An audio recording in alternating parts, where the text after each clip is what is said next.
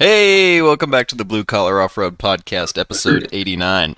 I'm Graham. I've got Luke, Cody, and Richie here, and our guest this week is actually a guy we met. I don't know. I've known your Jeep on Instagram forever, and here I am going not introducing the guest. We got Brandon Carroll, What's up, guys? otherwise known as BraapinBrandon, if you know him on Instagram. His Jeep's pretty sick. I'll definitely have you. Okay, you are on 43s. I wasn't sure what they were. Instagram, you can't tell from a picture what size the tires are half the time. So you got some big fucking tires on the thing, and Yeah. you did all the work yourself, and the Jeep's pretty wild looking. And Yeah, having for seen it in sure. person and seen what you've done to it just based on pictures and stuff, and I know you smashed the crap out of that passenger side a couple weeks ago or a month ago or whatever at this point. So I guess just what got you into it? Like, what started the spiral? Because clearly you hit a spiral. It's definitely been a spiral. So probably like most people, I grew up on like Fullers and dirt bikes, and then couldn't wait to like turn 16 and get your first vehicle. So I grew up on kind of a small farm, so I always had old farm trucks and stuff that we'd take in the woods. But when I turned 16, I got a '91 Jeep Wrangler on 33s.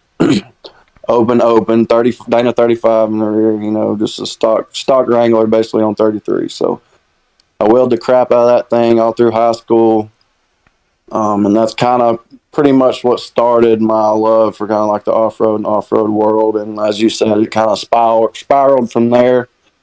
I owned that Jeep probably 8 years, and I built it up on 36's 8.8 rear, lock front and rear, and like I said, just wheeled the crap out of it. Sold it, kind of got out of the sport for a little bit, a few years, and then I had some motorcycles and things like that.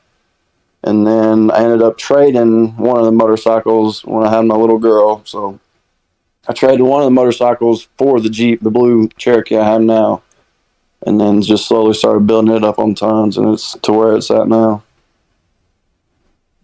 Damn. So, You- where is it at now? Oh, so you may like run through all the specs on it? Hell yeah. Okay, That's- so where it's at right now, it's got '05 and up Super Duty 1 tons, Dana 60 front, Sterling 2.5 rear, welded carriers front and rear, 538 gears, stock 480 axle shafts up front, stock shafts rear. It's got busted knuckle drive flanges, beyond precise weld on high steer. It's got the R-Tech swap truss kit on the front axle. Got hydro assist. That's going to be my next modification is swapping the full hydro. It's got a full weldered cage, which is a cage kit from a company called Weldered. It's Yep. got full frame stiffeners that I built myself.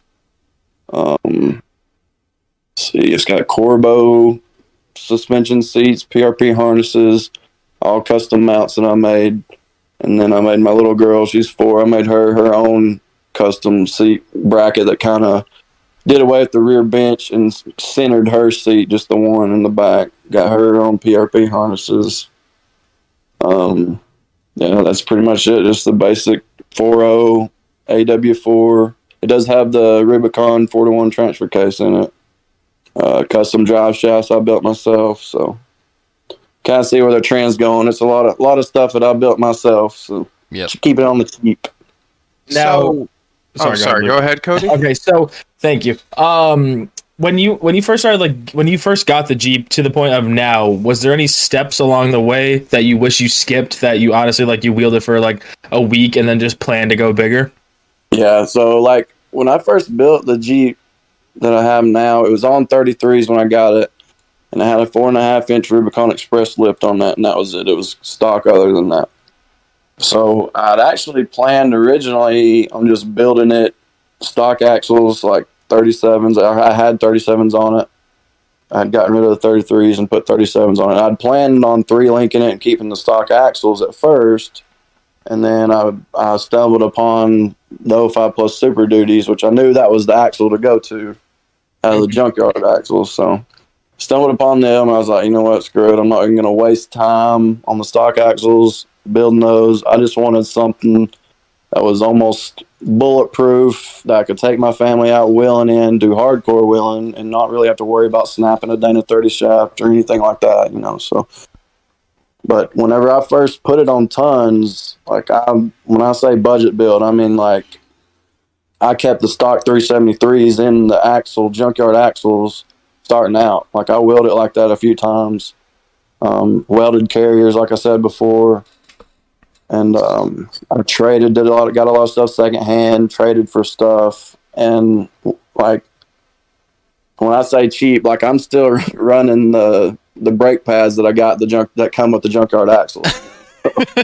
They still had meat on them, so I just ran them. Hey, That's fucking great. Okay. you guys don't have as much rot there. You can't. There's no way you could run brakes from a Super Duty that's been sitting in a yard for 2 months.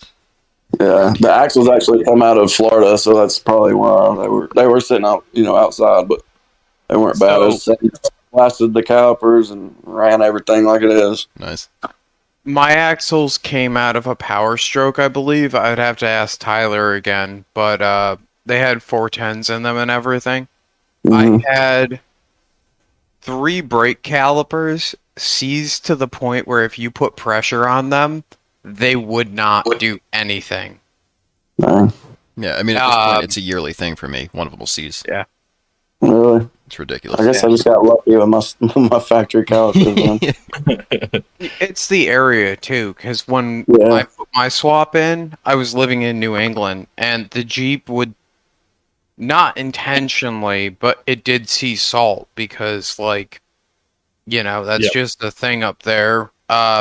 When I cut off the rear axle, the leaf perches to weld on new ones, I had such deep gouges from rust under the perches, I had to go and fill them.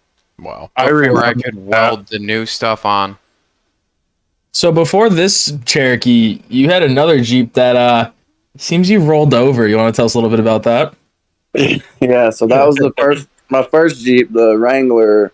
That was my first vehicle, and like I said, I spent so much money on that thing, just kind of young and dumb, and so I can't remember what we were doing, but we were at my buddy's shop, and I think I might have just put a lunchbox locker in the front Dana 30 or something. You got to go test it out, right? So he's got a little power line in his backyard at his house, so there's a tree that was cut off, just a stump left.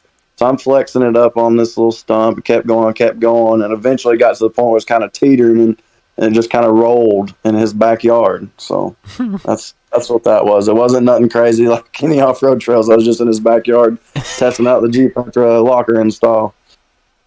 Now, was that the resting spot for this Jeep? Was it just dead from that point on? No, we flipped it back over, and it kept going for a while. So it was hard to kill it, but that was a good going little Jeep. I flopped in a parking lot. No, well, that's pretty bad. Yeah, okay, I gotta hear that story, man. Okay. Tell your parking lot story. So we were at this thing, and it was called the Great American Jeep Rally, and they held it at this dirt bike course.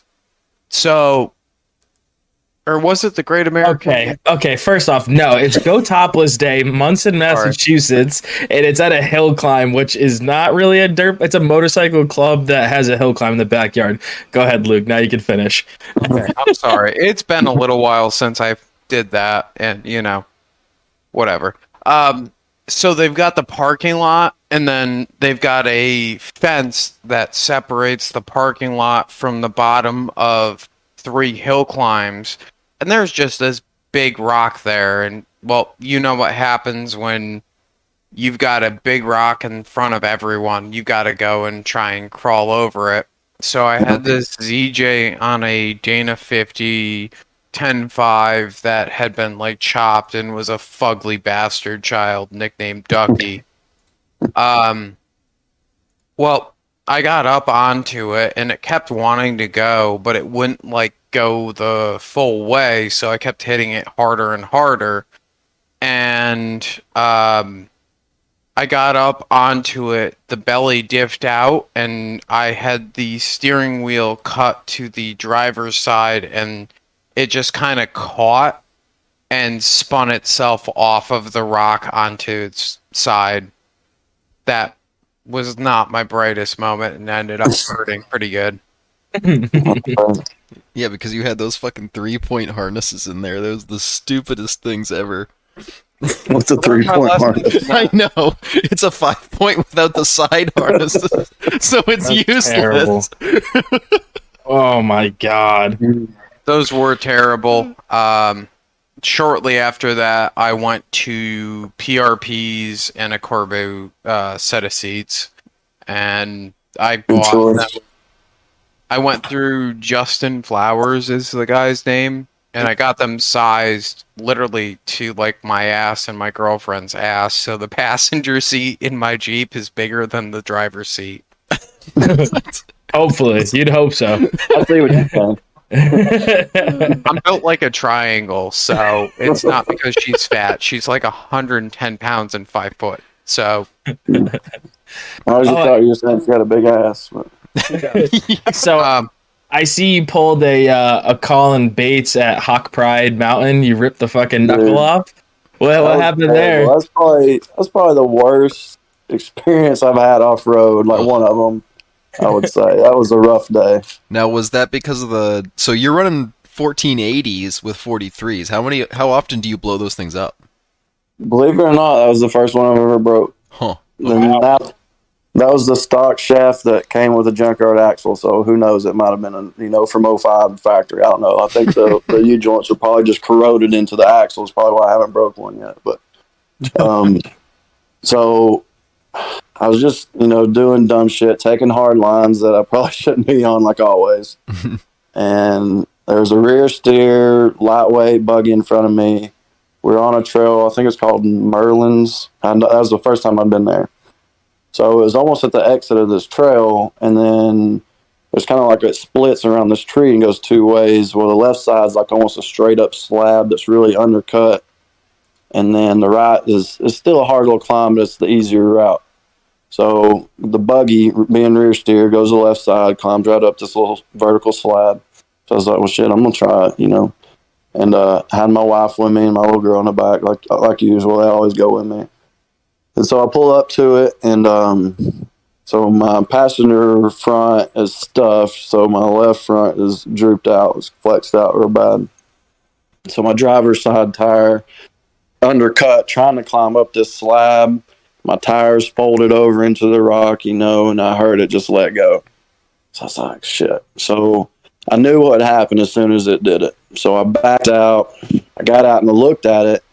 And it didn't look terrible at the time, because it just popped the U-joint cap out. Yeah. Well, I knew what would happen if I pushed it and kept going. I knew it would push the ball joints out. So I was like, well, let me just at least back and pull to the side. That way I can get to a good spot to pull the shaft and work on it, right? So as soon as I did that and got to where I could, start working on it, the freaking ball joints push out. My wheel and tire knuckle, everything just falls to the ground. I was like, it happened so damn quick. Like, I didn't even have time to react. But it did. It pushed the ball joints right out. Very quickly, on an entirely different side note, you're the only person I know with an 05 Plus without ball joint eliminators that has knocked the knuckle off. Really? So, I have ball joint eliminators, but they're sitting in my kitchen floor, so... Well, that's where they're most useful. I know, right? That's what they said. I said, well, it'll do you a lot of good there. I said, yeah, but they're going in soon. But my thing is, like, I hate to take the Jeep down for, like, a long period of time because then I can't go wheeling. Yep. And I try to go wheeling as often as possible. So I can't, like, postponing putting them in, but I need to just break down and do it. Yeah, it's one of those things where until it becomes a issue that's either recurring every single trip or you blew something up real bad, right? Is it worth taking it down for however long it takes to do whatever you need to do? Exactly. So after it pushed the ball joints out, because the axle shaft ears bound up against each other, push the ball joints out. So I was like, shit, what we do now? Like, that's not an easy fix because it literally broke the ball joints in two. Like it separated the ball from the housing and the actual ball itself. So he's like, well, I guess our only option, because it was a pretty hard trail to get out of, was to go to the parts store, buy new ball joints at a ball joint press, and just pressing some ball joints right there on the side of the trail. So I was like, okay, I'll stay here, start pulling everything apart. So I sent my wife to the store. So she goes to I think it's AutoZone, and she's like, can I get a set of ball joints for a 2005 axle? And y'all know the story. Well, what vehicle is it from? Is it full drive? Does it have air conditioning? All the crap they ask you. So, so it blew their mind when she told them, well, it's a Jeep, but it's got Super Duty axles in it. They just, couldn't fathom that.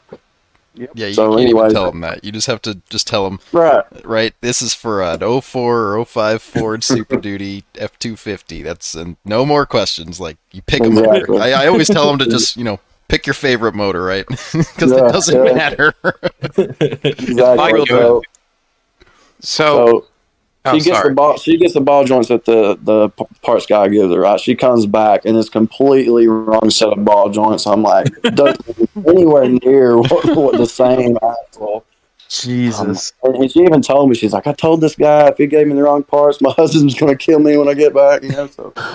But he did. He gave me the wrong ball joint. So I had to go all the way back. By this time, it's like evening time. It starts raining as soon as I get back. So I'm freaking pressing these ball joints in on the side of the trail in the rain, almost dark. It was just, golly, it's terrible. But we ended up getting it out, pressed them in, and got to the parking lot. So, but yeah, that was a rough day. Yeah, ball joints are never a good time. I think Colin has the ball joint press in his Jeep now because it's. I do now as well. Yeah. I have one as well, just because of the amount of times that Colin has blown his up, and every time I see him, he blows a set of ball joints up now. Dang, time for some deletes for him too, huh? Yeah, well, he's got right, he blows the U-joints, and it's always, like you said, it's super fast. You go from a blown U-joint to ball joints pushed out of the knuckle in, I think, the most recent time was like maybe 15 yards from the obstacle. He was trying to just move it up out of the way so it was in a better spot to work on it, and it just blew the knuckle right off. That's exactly what I did. Yep. Correct me if I'm wrong, but he also had the hub unlocked for that one too. I think he did. Yeah. I mean, see, that's where suck, but yeah, like I have the drive flanges, so I have no hubs unlock or anything, So and I'm welded up front, which that's about to change too. I got a Spartan locker fixing to go in it. Nice. There you go. Yeah, I like my Spartan. The weirdest thing that you're gonna have to get used to is you'll be bombing down the trail, and it'll sound like you just blew a ring and pinion if you go into a hard turn at speed. I found that out at 5313. Really? I was like at 45 miles an hour, and it sounded like I blew a fucking ring and pinion. It just like popped and unlocked because of how much. Well, I'd also like kind of burp the tires, so like you burp one tire and it's not at like 6 pounds anymore, it's at like 2, so it's a half-inch smaller than the other one, and it just gets weird. Yeah, you gotta get that Gorilla Tape on them inner beads. Hey, I got Gorilla Tape on them inner beads and them outer beads because I'm poor and run Super Duty Steelies. Hey, gotta do what you gotta do. So, tell me a little bit about Coppinger's Grove. That looks like a really fucking fun park. Where is that? Yeah, so Carpenter's Cove, it's really close to AOP. It's in Jasper, Tennessee. It's technically not a park. It's just like privately owned land, but like locals have been riding it for years and decades, really. So there's a place called Trials Training Center at the bottom of this. It's basically a creek trail all the way up, but there's a place called Trials Training Center. Y'all know what a trials bike is? Like a dirt bike. Yeah. Stand up. So there's a place that they have obstacles and stuff at this Trials Training Center, and they'll train you how to ride a trials bike or whatever. They got different trails for them, but they also have cabins. They got RV spots. They have tons of parking, so that's where we'll usually go and we either camp or park for the day or whatever. So you pay to park, and you drive down the street a little bit, and the pavement ends. It turns to gravel, and you run right into a creek, and it opens up into this. I mean, the creek's pretty wide, so then you just follow the creek all the way up, and you it's got some different areas that kind of branch off, different creeks that branch off that you can ride up, but. There's huge waterfalls there. There's huge caves there. There's some caves you can literally drive your rig down in it. Like it's really cool. Like the scenery there is great. Yeah, it's a place I'm gonna check out. Damn. Fuck yeah, it looks really really cool. Like looking at the pictures on your Instagram, it looks like fantastic. Like the whole entire trail just looks like a great time all the way up. Yeah, it is. It is. Like the scenery there is just awesome, and you're in the creek. The little ones can get out and play and splash in the water. There's not any like really crazy hard obstacles there. It's just like a good cruise around kind of place. Like I said, you got the cave. They call it an AC cave because the air is so cold in there once you get in that cave. Like it's really cool. Any crawdads in the creek on the way up? Oh yeah, there's tons of different stuff. There's huge waterfalls there. There's caves that you can kind of go caving in and walk through. So yeah, it's a cool place. I think they're actually building at the top side of it a place called Coalmont OHB. So they're opening up like RV spots and kind of making it to like a off-road park there.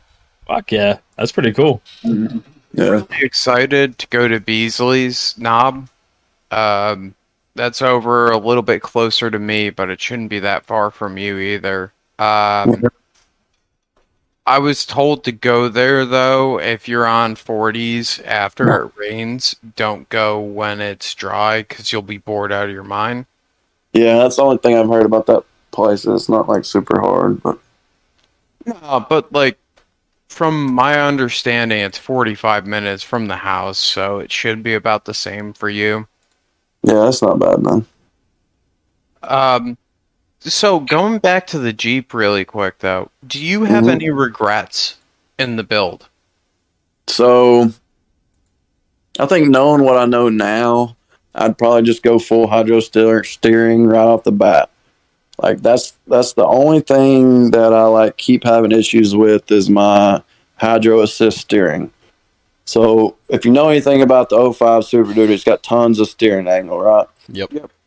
But when you do the weld on high steer and you run your tie rod in the outer hole, it makes it to where you have to run a really long ram if you connect it to your tie rod, right? Mm-hmm. So when I was setting everything up, I measured my throw and it ended up being like 10 inches. So I needed a 10-inch ram. Well, the 10-inch ram only comes in an 1.75-inch bore.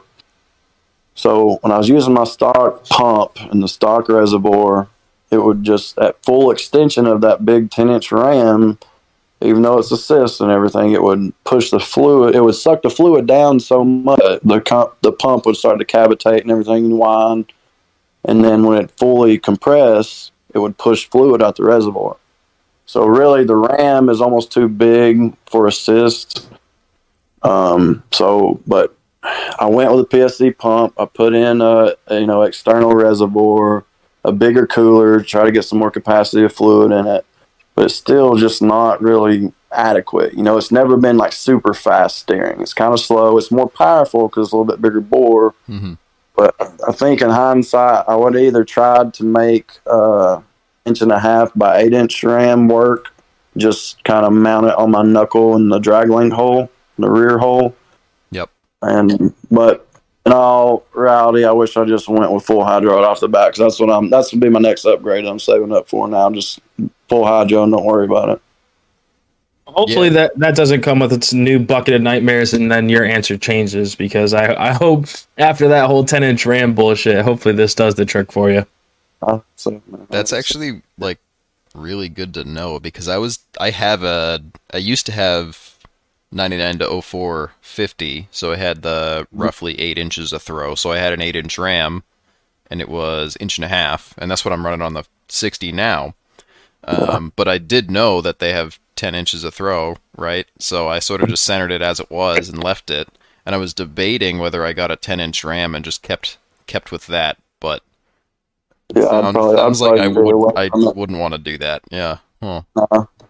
Yeah, the steering angle you gain to me doesn't make up for, like I said, running your reservoir dry, especially if you're running stock reservoir. But like Yeah.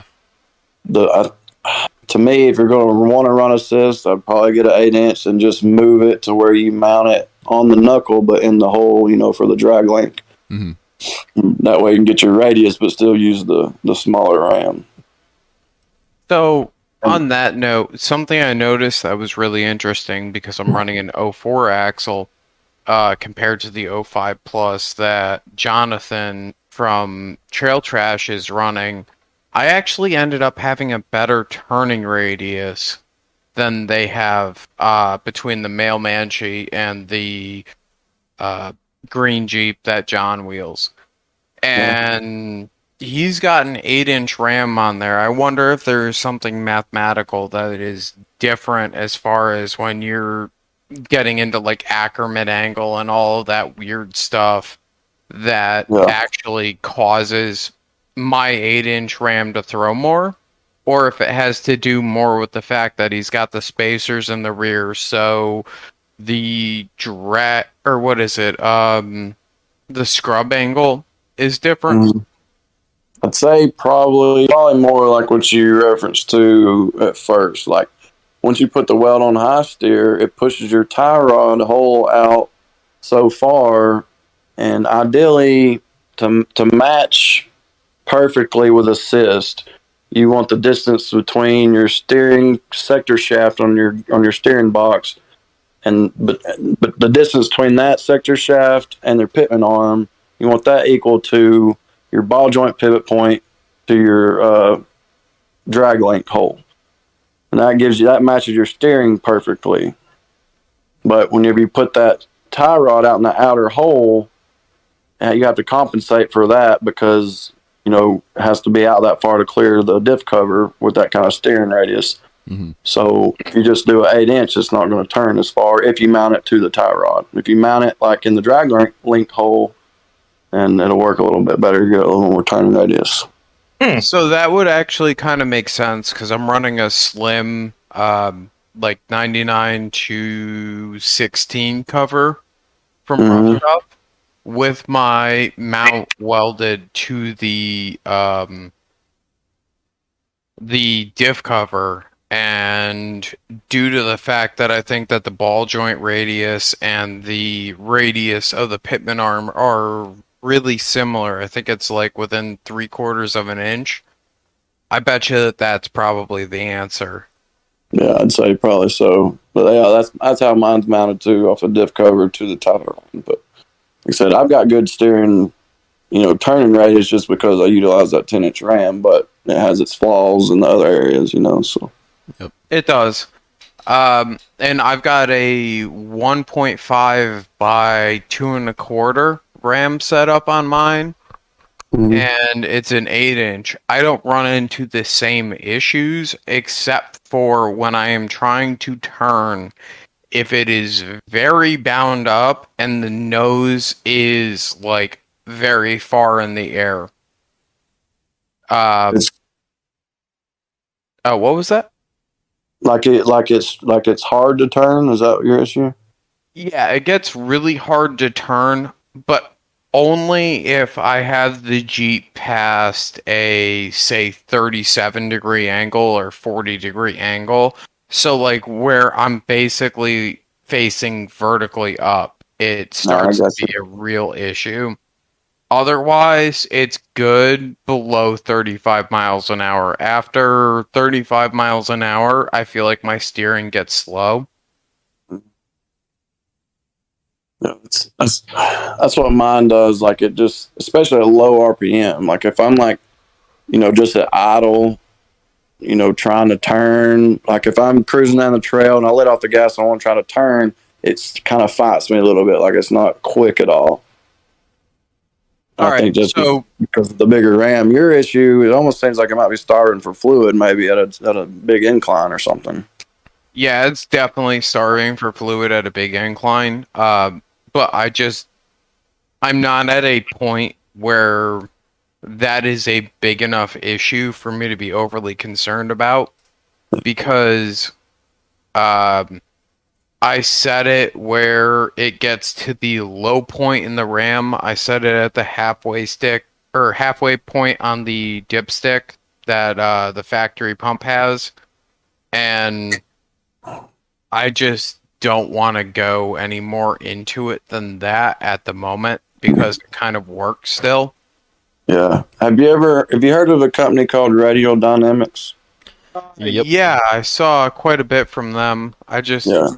So that dude, I guess who owns the company or whatever, like he's like really knowledgeable when it comes to all kind of steering stuff. But I read something like an article or something he put out on his Facebook page the other day about reservoirs and their fluid capacity and stuff like that. And when everything's at temp, that your power steering fluid will actually heat up and increase your in volume.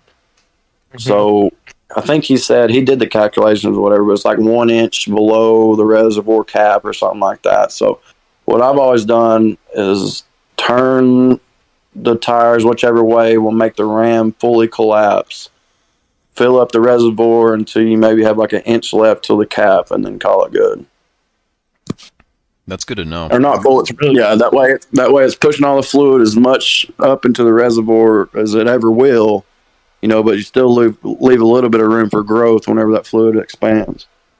Yeah, that's totally polar opposite of what I've been doing. So I'll give that a shot, because I was going to the lowest point in the reservoir and filling it up to the 50% mark.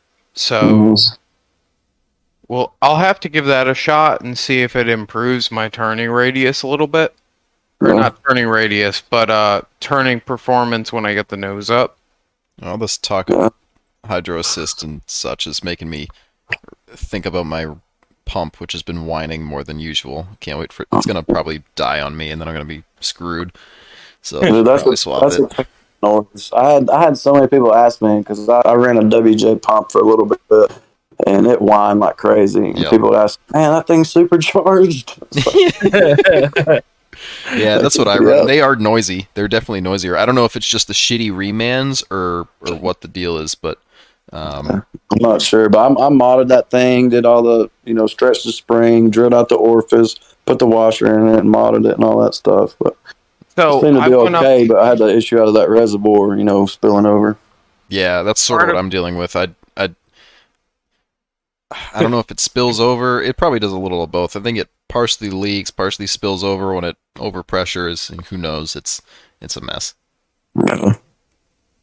Part of my issue comes down to I only did the 530 seconds drill bit mod, and I don't want to go past that because the steering works really well if I get it up to like 1500 RPMs, which I drive a manual, so it's not that big of a deal for me to just hit the clutch and, rev it up a little bit and move the steering.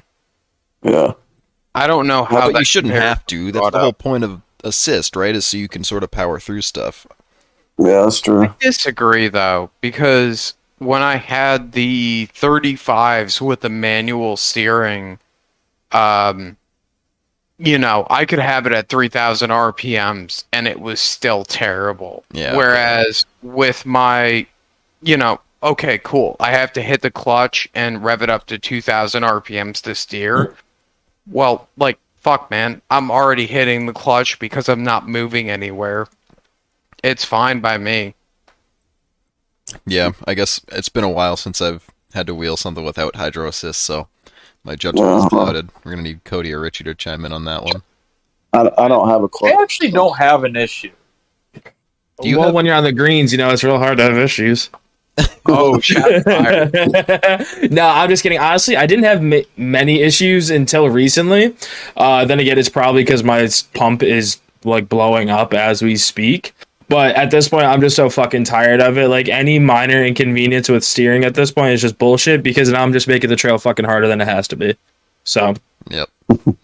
Well, I mean, I think I've been pretty fortunate from the get-go, where other than the very first time that I went out with the Jeep and I didn't have my my extra cooler on, don't I haven't know, had Richie. any issues. I'm Huh? gonna throw it back to you. Remember that Ma Bell trip where Ethan Clayton did the wheelie and we kind of sort of just wheeled past everyone? Yeah. You were having massive issues with your steering, and I had helped you put the cooler in about a month before that. Was I? Yeah, it was your front locker because it was a really dry day.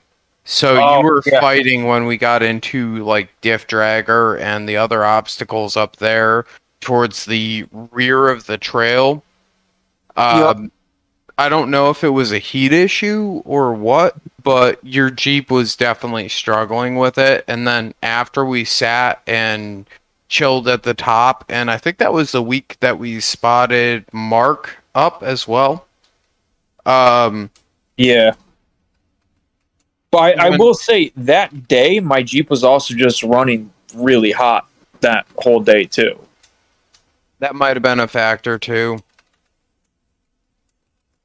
Hmm. Surprisingly, even though I haven't put the E-fan in, I'm still running like 215 at the hottest. So my Jeep seems like it's fairly happy, and it was 95 degrees out. I'm not going to complain about that. No, can't beat that. My Jeep gets over 210 just sitting at a drive-through. Well, that's normal. 210 is or it's supposed to sit technically. So Yeah, but 215 mud bogging is not that bad. well, the mud's cooling your engine down. Duh. Well, Cools that oil Oh, in I'm the pan. sorry, I totally missed that memo. with all my my coolant issues I've had, I get paranoid every time my Jeep gets over 200. Oh my god. I do. I think I have a fucking hole in my radiator. Yeah, well, also we're talking about the person that's blown up 4 fucking radiators in like what was it, less than 6 months? Damn. At this point, just solid mount the engine so it stops killing them. It that's gonna wasn't help. the motor moving every time. That only happened twice. So tell me a little bit about Etna Mountain, because this whole time I've been kind of scrolling through Instagram and like stalking you a little bit, and that's a pretty interesting rock style. I don't think that's like granite or anything, right? Or what is that? I don't know exactly like what the rock type is, but it's like a lot of like red clay and red clay ruts. So it's basically like just a bunch of power lines running across this mountain, and it got deemed it's technically like a county road up there, but a bunch of developers have come in now and are developing and building houses and stuff all up the mountain. So it's pretty much technically shut down now. But that's kind of like where I really cut my teeth off-roading, is at the mountain. Because when I had my first Wrangler, that's where we would go. Like, we lived up there on the weekends. Like, every weekend we're up there wheeling on Etna Mountain. It's called the Peanut Butter Hole. It's probably like the most famous, I guess, obstacle there. So it's Isn't that basically where, what's his name? Not John. Casey rolled his Yes. Jeep. yeah, Oh shit! Yep. yeah, he rode it on Etna. Wow. Oh yeah, but it was just super close. Like, it was literally like 30 minutes from the house growing up. So we were there every single weekend, wheeling up there. You know, good wheeling up there too. You know, but so there was a place called We Rock. It was like they leased a portion of the mountain on the bottom, and they built a pavilion, bathroom, showers. They had concerts out there, and they had different camp spots. So I had a camper and a camp spot up there. I'd leave my Jeep there. I'd literally drive there, hop in the Jeep, ride the mountain, come back down. You know, so it was a fun place for sure while it lasted. But unfortunately, it's shut down now. Now, Damn. wasn't that also one of the places that birthed rock bouncing? Yeah, dude. Like, there was so many rock bouncers, and they have like a Etna cut swamper tire. You know, like Etna cut is kind of like a style of cuts they would groove in the tires. You know, so. But yeah, there's a Horsepower Hill, Balls Hill there. They're 2 famous hills. There used to be tons of rock bouncers there. It's where like cab trucks, things like that, like old school cab trucks will be up there a lot. But Yeah, man, that So, place used to I be know awesome. that Sam is gonna like absolutely crucify me for this, but correct me if I'm wrong. The Etna cut is a TSL where every other lug is partially shaved. Pretty much, yeah. Okay, I know I'm wrong, and Sam is gonna end up like yelling at me about this, but Well, he whatever. does. It's all good. There's so many of them. There's like a Tennessee cut, a Etna cut. Yeah, but Yeah, yeah, and used I to- might end up hearing from Dwight too, because you yeah. know Dwight hasn't bullied me enough about while he's on jack stands. You know. I don't know, man. I mean, I guess cut swampers or whatever are good on high horsepower stuff, but to me, like your rock traction suffers, because you don't have as much contact on the rocks. But Yeah, it's I more think just you're digging, right? You're just yeah, I think you're right because there have been a couple of instances where my uncut Nittos have done just as well as cut stickies. yeah, dude, But Nittos for a DOT tire, man. Nittos are hard to beat. we'll get into that later because I'm sure he's going to ask the question. Oh Uh, yeah. you know, so did you have any issues with the welder D cage or did it kind of just work out? It's not a welded D cage. Weldered cage, I'm Yeah, sorry. Yeah, Oh, yeah, no, case. no issues whatsoever, man. That was those guys are doing it right over there, man. That cage, it went together very smoothly. And before I bought it, like I have a JD squared Model 3 bender, but I only have a 1 inch die for it. That's what came with it when I got it. So I never bought a 1 3/4 die or whatever. But I was going to buy the die and buy the tube and bend it on myself. Build a cage. But I found the Welder D cage kit or weldered whatever, and it was exactly what I wanted to do. The hybrid cage, right? And for the price at that time, it was just like for the materials and what I would have paid for the die and all the labor I would have into it. It just made sense to buy the cage kit. But yeah, it fit together really well. And it's a complete cage as well. With all the triangulation in the correct spots. So kind of a So- no-brainer. Does it have triangulation behind the behind the driver and passenger seats up front? Because that was Yep. my main complaint about the Exo Fab cage. Is Yeah. it does not do that. Right. Yeah. And I was the same way there. Like to me, the Exo Fab is almost like an incomplete cage. Like you have to add to it to get the triangulation you want. But yeah, the weldered cage, it's got all the correct nodes and triangulation behind the driver passenger and behind the bench seat and on the roof. It's got all the triangulation and, like I said, proper nodes everywhere. So I'm gonna drag this off into the weeds, but do you have the Corbu Baja SS Fat Boys, or what seats do you have? Because that was a major problem I ran into, and part of the reason I hate internals when I did my cage build. So even though I am a fat boy, I just got the regular wides. No, no fat boy wides here, but they still fit good. But So I have a set of the Fat Boys. I thought you said you had a Because- skinny ass. I do Yeah, have a now. skinny ass, but I ordered they're the wides that come up and like It's like a bowl. It's like you're sitting in a bowl of soup.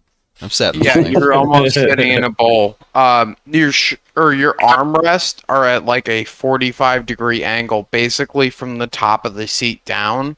So I ran into major issues with fitting around the center console and then my doors, surprisingly. So did you bolt them to the factory slider?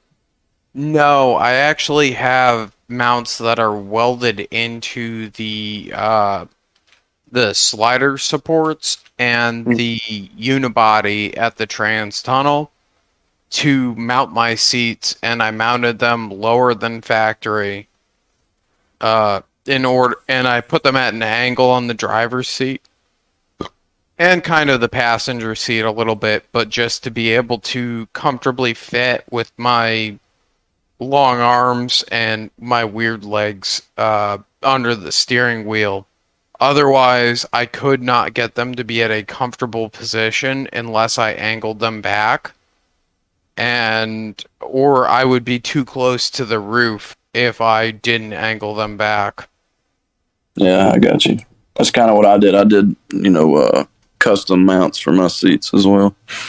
Just like you said, kind of put them in the position that fits me best. Yeah, it was a bitch. I did put sliders in mine, so I had a set of ZJ sliders that I cut down, and basically in the rear, there's about a half inch of tube, or not a half inch of tube, I'm sorry, a half inch of angle iron that goes to the seat mount. And then up front, I've got about 3/4 of an inch of welded onto the tube, basically, in order to get them to sit where I wanted them to sit. And then I put the slider in there because the original intent was to make it so that my girlfriend could wheel it. And being a manual, she doesn't like driving it, but I've got sliders on both seats now to make it a little bit more comfortable for driver and passenger. And Yeah, but have you ever used the slider? the only time the slider's actually been used, I think the two people in chat besides yourself have done it. I was gonna say I know for a fact I've slid his seat backwards 110%. But He's- that'll allow. no, you I slid have it to go forward. I have to Oh, go. sorry, pardon me. Yeah, forward. The one time I did drive it, I didn't adjust it. I remember that, and I'm short, so I can barely reach the pedals.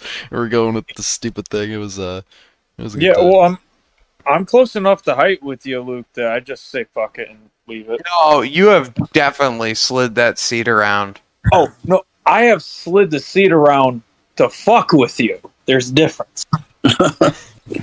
Yes. All right. Now, well- see, for me to feel really comfortable driving manual, because I'm a little pussy boy with an automatic. Yeah. Hey, easy now. We can change Hey, that. no, but everybody gives me shit Or for it. Like Brandon. I personally enjoy, I enjoy my automatic. But for me to feel super comfortable driving a standard transmission crawler, I need to be able to fully touch the floor and still have my knee bent. So yeah, sorry that I'm a little bit shorter than you, Luke. But yeah, you're absolutely right. I did have to. I'm not taking any. Dude, there's a reason there's sliders in those seats. Like, The clutch doesn't You generally have to go all the way to the ground, Cody. yeah, No, but but it's came in clutch when you remember when Jordan drove it. was pun intended there, or was that not intended? Pun was intended there, but Jordan drove it with the manual in it.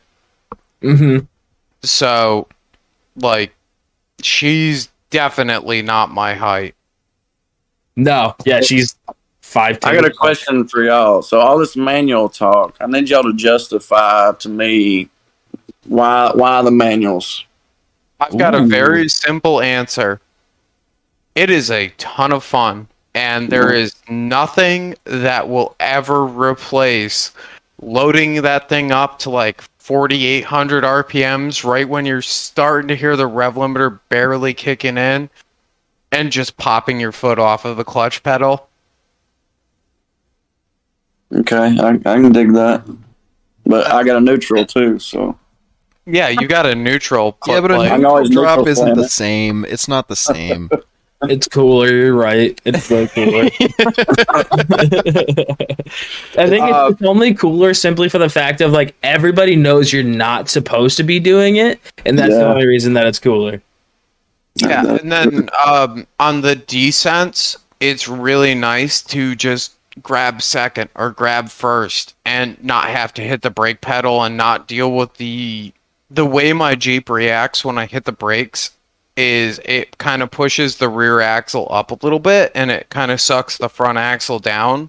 Whereas if I'm going down something and I just leave it in first and drive with the throttle, I really like that feeling. yeah. Now, I haven't actually wheeled something that has a ton of gearing in an automatic. Does it actually, if you're going down a hill, how much brake do you actually have to use? Oh, so I've got a ton, but have y'all heard of it's called a nifty shifter? Yep. So I have one of those in my Jeep. So basically, if I slam it all the way down in 1-2 with the nifty shifter turned on, that holds in first gear. So I can sit there and bounce off the limiter in first gear all day long. Yep. Until I shift it up, then it'll go to second. I shift it up again, it'll go to third. So I can control whatever gear I'm in. And with that, since I can hold it in first, it allows me to have a lot of engine braking. Plus with the Rubicon transfer case does help a lot. Yeah. And that's why I said, it's probably less applicable with more gearing because I know that definitely helps the transmission out a ton as far as holding you back. But I just wasn't sure how much of a difference there was, between that. Because really, I mean, like Luke said, that's been what I like about the manual on, especially on downhills and stuff, is you can pick your speed. Like, it's never gonna run away from you like an automatic technically could, right? Because even if you have it in first gear, it's just a fluid coupling, right? You're not actually stopping anything, right? Yeah. So I don't know. I think it's just more fun. It's easier to suck at it, which is cool, right? It just kind of like it adds it a little bit of spice to it. Just now, what kind of gearing aren't you running a doubler with yours? Yeah, I've got a 231 or an Eco box, so it's technically a 231 and a 205. So what is it, 272 plus 2 to 1? Yeah, basically 5.4 to 1. Yeah, something like that. So I think that's the way, if I ever did have something that was a manual, is to have a ton of gearing, that way you're not on the clutch a lot. So, but if I did do anything other with my transfer case, that's the way I'd want to go. Northwest Fab doubler box with a 205 twin stick. I mean, pretty much a bulletproof 4-speed case. You can't beat it. It's a beast to take in and out of the thing, but it does the job, and I'm not worried about it exploding. So that's always nice. Yeah, and then another bone that I'm going to throw in the manual camp is when I do end up going LS, because eventually it's just going to happen. The transmission that I'm going with has a 6.5 to 1 first gear ratio. So going from 6.5 to 1 to a 240 or 241 with a 272 gear ratio, it still ends up at 101 crawl ratio. What transmission is that? V4500 out of I think it was 91 through, I want to say 04 Chevy. Yeah. Gas job. That's a pretty bulletproof transmission. Yeah, that's going to honestly be more costly to me than the motor. But on the other hand, I would rather get my gear ratio from that and not have to care about it as much. The transfer case is very cheap to put behind it at the moment. Damn, you got me thinking. I have the NV4500. And if it's a Dodge one, it's going to be... It's the combination. It's the ideal Dodge and Chevy gears. Yeah, so that should have a 6.5 to 1 first. Versus, what's an AX15's? 383. Holy crap. So essentially I'm doubling my crawl ratio in first, and my second becomes my first for when I want to send stuff, if I go that route. And that is something that I cannot get out of a TH400 or a TH350. I mean, even the AW4, you've got a 283 to 1 first, but the torque converter essentially doubles it, so you end up closer to like a 5.1. But then the NV4500 is still lower, and I would rather keep my manual because it's what I'm comfortable with, and I do enjoy the factor of putting on a show. Talking LS swap soon, or? You know, dude, to be honest with you, at this point, I can't say. As much as I want to be like, hell yeah, I need hydro, I need bead locks. You need other things before you need computer LS. parts. I need computer parts. And like I'm also into competitive shooting, so I've got all those things currently stacked. And against you've been me on talking that. about getting into airsoft. So yeah, expensive hobbies. No, airsoft is a cheap hobby. You're talking about a $1,400 gun. And Cheap. like, Oh wow. Oh, what about the night vision that you've been talking about getting? Or well, that goes under the gun category, so it can stay in the gun expenses. um, but yeah, basically the helmet setup I'm looking at is like $4,800 in just vision setup. Yeah, it's for So- night wheeling, right? You don't need fancy lights if you have a fancy helmet. dude, Dude, oh, I tell you what, that is going to be a trip, and we're going to have to try that. hold on. Talk about the real trail ninja is fucking Luke with his NVGs on in his rig, no lights. Like, wait, actually no, because if you If he's have going anybody night in wheeling, front the of you, NVGs go on. No, sorry, I misworded that. The NVGs stay on during night wheeling. Tell you what, it'll make Dwight's beatdowns a lot more entertaining because they're going to be glowing bright red in the thermal. Dude, hey, that's a good idea for a night run. Everybody just get night vision goggles, kill your lights, and get a night run. Oh my god. someone's gonna get run over as they're taking a piss. That would be absolutely amazing. It would be tragic, Oh, shit. but it would be Well, maybe funny I 20 meant years later. the night vision part. Oh. Yeah, I do have other expensive hobbies that are currently like not helping with the wheeling stuff, and with how my Jeep has been performing. There's a short list and a long list of modifications, and the short list is like limit straps, belly pan, and the long list is like cut the nose off behind the motor or before the motor mounts, and just like everything goes. So, I'm kind of balancing everything at the moment. And you gotta balance how long it's down too, right? Like we were talking about earlier. You could do all Yeah. that, but how many months are you gonna be out? Not only that, but like I like Sam a lot, and Sam would probably be the person that I would go to help me with that. But even if it's the two of us working on it while I'm paying him, you're talking about like for cutting the nose off, LS swapping it, and that's assuming like I lean on Bart to help me with getting the VATS delete and all of that other stuff going. You're still talking 3 to 4 months of missing wheeling when I want to go and hit Beasley's Knob in the rain. I want to go to Windrock. As much as like I talk shit about that park, I still want to go there and experience it. Have you never been there? I have not yet. He's telling you he's never even gone. Yeah, you definitely got to go. I've been told that, but on the other hand, like I've also been told that part of the problem is you can break down 4 hours into the park, and you're talking about a 4-hour trip out and a 4-hour trip back, so Wait, you're like 8 hours that's- for a breakdown. That's weird. I didn't take you for a pussy, Luke. Crazy. It sounds You like just a gotta build fucking it so it doesn't adventure, break. dude. Yeah. you No, that sounds like a mess, but I think that is a part of the adventure of it, is that can happen.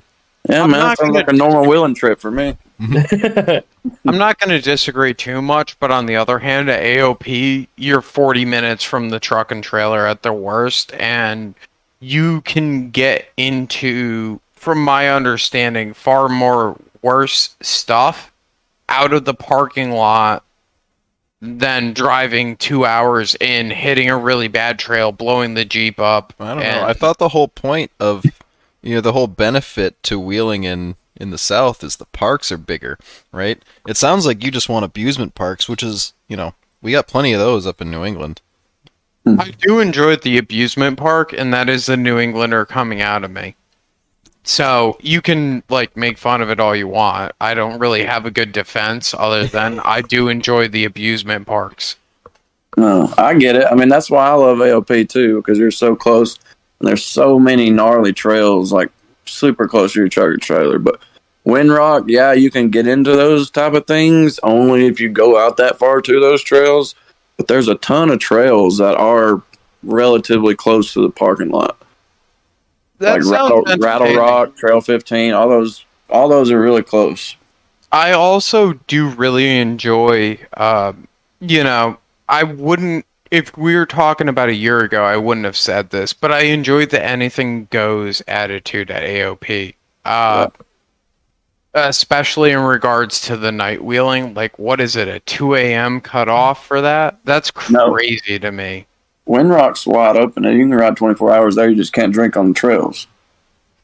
So which doesn't really matter to me. I don't really drink, but like they have a guard that checks to make sure you got your permit. They'll check your coolers before you even hit the trails. But Yep. yeah, you can ride. It's 24 hours at Windrock. That's it. I had been told it was 12 hours. It was from like 9 to 9. No, I've literally been on the trails. Well, we were on the Bleeping Jeep fan ride, and we were out till like 2 or 3 in the morning. So, you know, you've been in the area a lot longer, and I realize that I should be asking this question more, especially when we're getting someone that's like local to me. What's your favorite park to go to? AOP, hands down. I just love AOP, man. Like I just said, it's just such gnarly trails, and there's so many of them. And I like hardcore rock crawling. Like that's what I love to do when I go off road, and I don't like trail riding that much. I don't like any kind of mud. If I can avoid it, I will. I just like to beat my shit to death on some hardcore rock obstacles.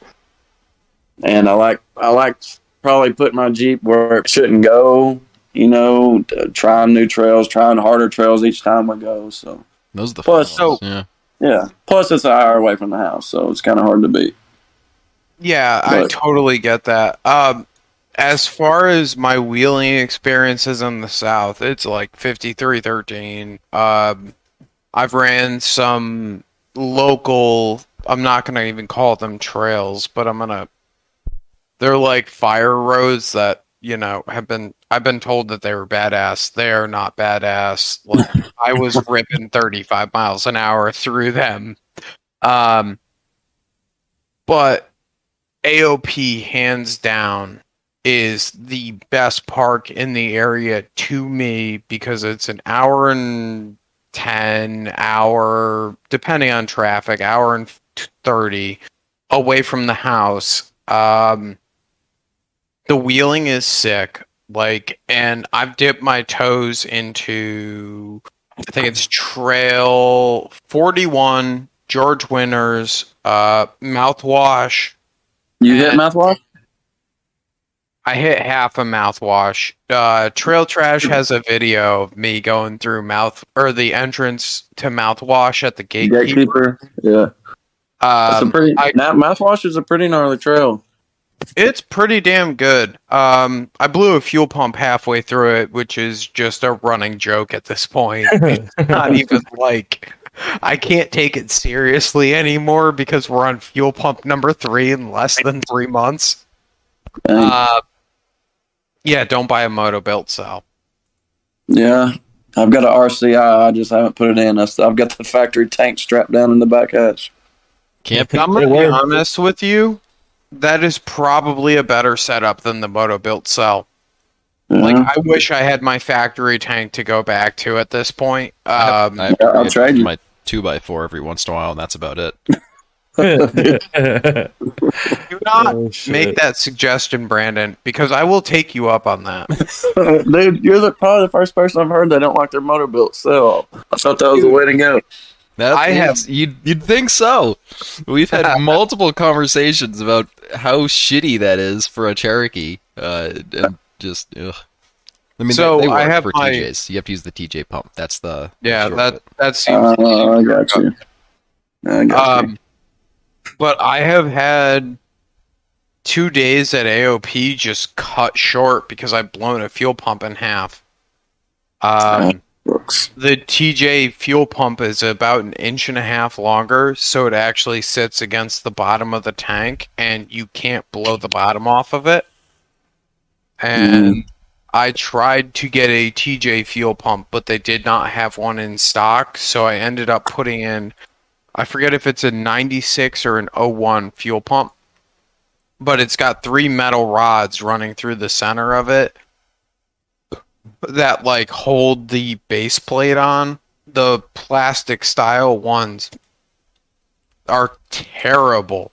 They blow the plastic lower assembly off, and I actually had one go so far as to unplug the electrical connections.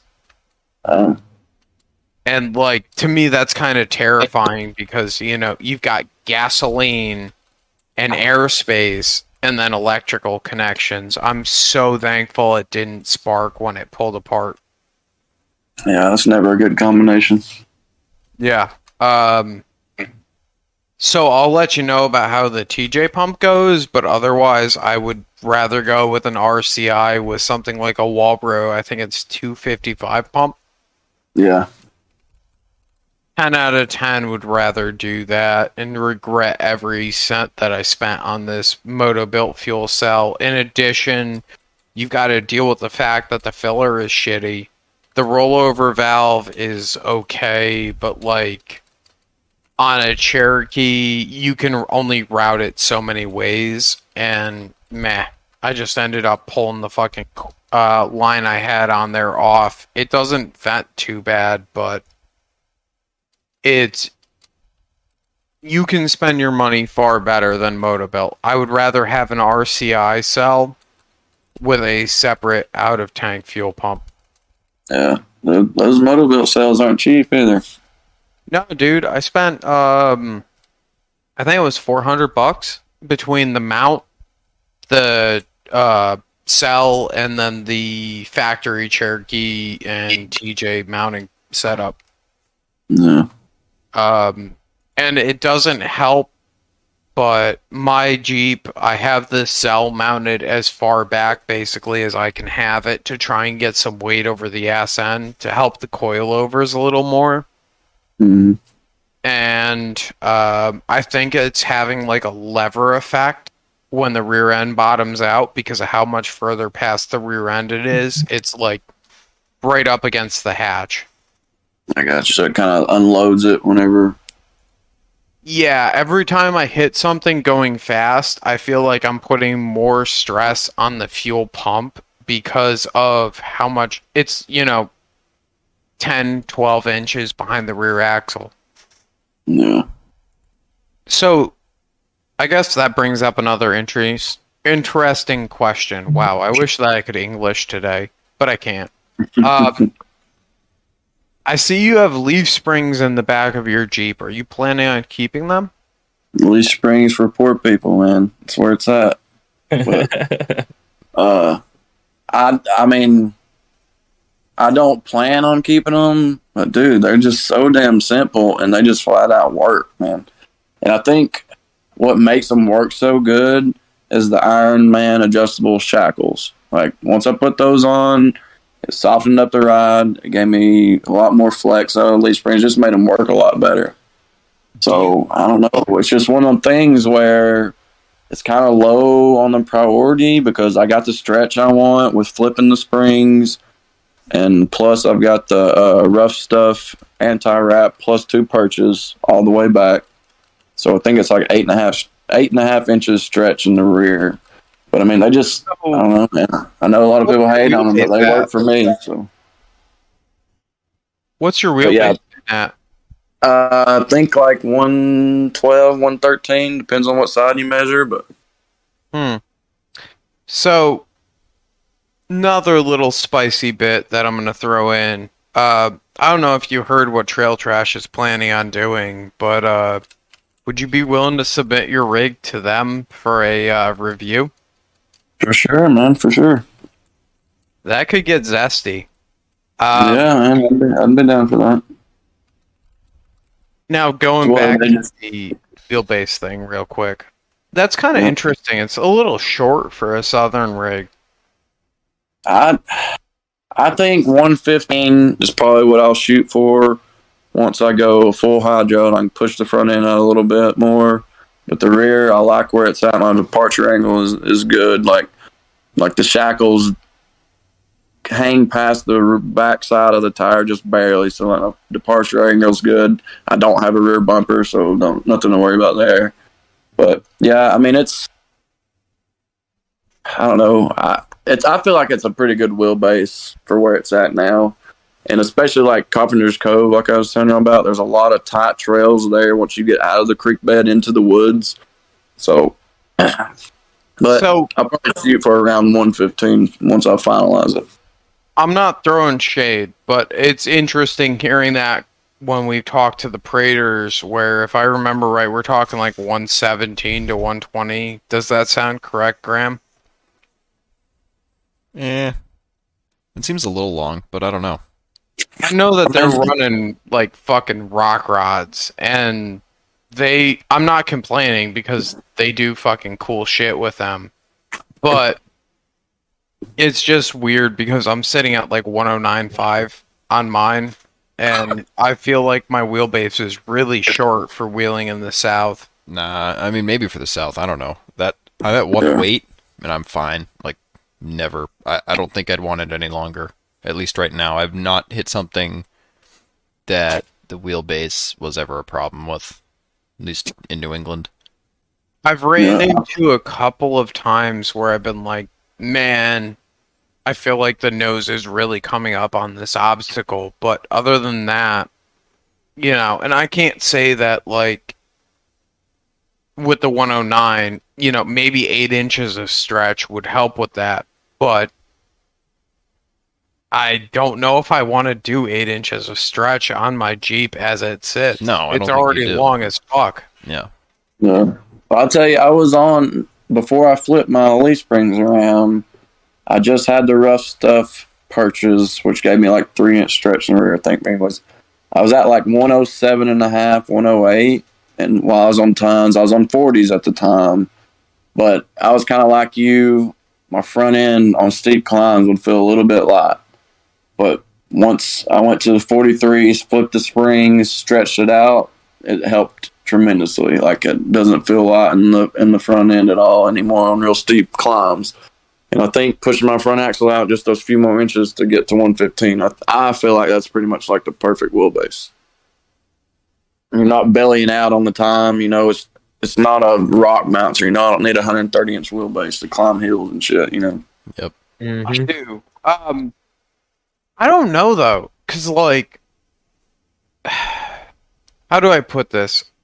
I'm a suspension nerd. So I built everything to be at a certain set of specs, and I hit them where I wanted to hit them. But when I hit the limits of my front or rear suspension, I know that like I've crossed that boundary. And until I cross that boundary, there have been times where like Graham, Cody, Trail Trash have said that it looked really unstable outside, but in the cabin it feels really comfortable. And my rig feels really, really comfortable until right before it pulls a tire. And when it goes to pull the tire, that's when it feels uncomfortable. Yeah. Well, and I wouldn't say like, I did research it because I built my own 3-link and everything up front. Like I cut a hole in my passenger front floorboard for the upper link to pass through it, and to get the correct vertical separation for the front 3-link. So it works really good on that aspect. But are you running a kit or did you build your own? Or? It's all home built basically. Yeah. What are you running for separation? I think I'm at like 10 inches on the axle side vertical separation, and frame side is like 7.5, I think. Damn, yeah, I'm running 7.5 up front with 11.5 at the axle, so that's pretty comparable. Where I've ran into some weirdness is apparently I can't build a suspension with balanced links. My lowers are 33.5 or 34.5, I'm sorry, and my upper is 40 on the money, and then in the rear I have 41. Way different. What the hell? Yeah, in the rear I have 41 with 32 on the lowers. but my pinions stay pointed at the transfer case throughout the entire length of travel. Yeah, So, that's the way I set my front end up too. Granted, I'm only an inch longer on my upper, but it's basically acts the same where it stays pointed at the transfer case. I do think that the differential in length is part of what plays into my rig's feeling of stability until it reaches the limit of the suspension travel and the loaded suspension weight. Yeah, it's Once possible. you get past that, it really gets light. Like, so earlier in the episode, I was complaining about when I get the nose up. If I have a tire hanging there, though, my suspension is like, use your pinky and drive the Jeep. It gets stupid light. And then in the rear, it stays really loaded until it just drops the axle out. I got you. What kind of spring rates are you running on your real coilovers? I'm running 140 over 225 with a heavy valve stack. And you're still coil spring in the front, right? I'm still coil sprung up front. I'm running Clayton, I think they're 180 coils flat rates up front with a set of Bilstein 5100 Super Duty rear shocks, which are, I forget what the valving is off the top of my head, but they're pretty heavily valved. Yeah, those are probably pretty stiff, I'd say. You would think that, but it's not stiff in the way it behaves. Mm. Probably the only thing keeping his Jeeps like sturdy at this point is those heavy springs. Because well, no, I'm just saying that based off of his explanation of how it like originally felt kind of floppy, where I'm sure it'd be even worse without the sway bars and shit like that. No, I got you. I think that a rear sway bar would probably be one of the better things I could do to the Jeep. Just to get a little bit of control over what the rear is doing. Yeah. Although, Cody, I'm kind of surprised by you at the moment. Why is that? You haven't asked the question. Well, because I mean, what am I gonna do? Just be like you and just cut in mid conversation and just trail off on something else? No, I was letting you guys finish your thing, Well, all right, I might as well hop in here and throw this one out there. So, what is your favorite tire, and what's your? Go ahead, Graham. You can word it how you want to. Most hated, worst tire that you don't like. Oh God! Now you're putting me Go on the ahead. spot. Go ahead. Go ahead. Yeah. So What is your best favorite tire and least favorite worst tire? There we Okay, so just based on my experience now, like only the tires that I've ran is what I can comment on. I'm not going to be like everybody else and comment on a tire I've never ran before. Like everybody hates on trips, but probably half the people hating on them and never actually ran them. Mob So- mentality is a thing. Yeah. So favorite tire, especially in the Southeast, hands down, 43-inch Super Swamper TSLX SX. Now, in a sticky version, I'd say it'd probably be the best. I'm not running the sticky version, unfortunately.